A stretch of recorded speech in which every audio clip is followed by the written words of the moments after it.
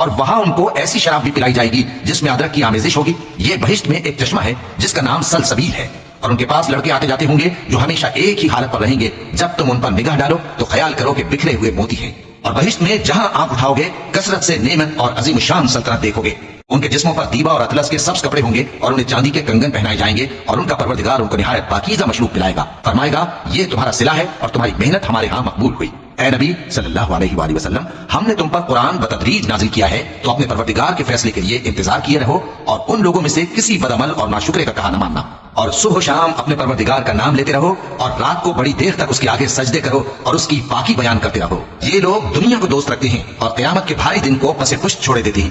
ہم نے ان کو پیدا کیا اور ان کے جوڑ جوڑ کو مضبوط بنایا، اور اگر ہم چاہیں تو ان کے بدلے انہی کی طرح اور لوگ لے آئیں۔ یہ قرآن تو نصیحت ہے، جو چاہے اپنے پروردگار کی طرف پہنچنے کا راستہ اختیار کر لے، اور تم کچھ بھی نہیں چاہ سکتے مگر جو اللہ کو منظور ہو۔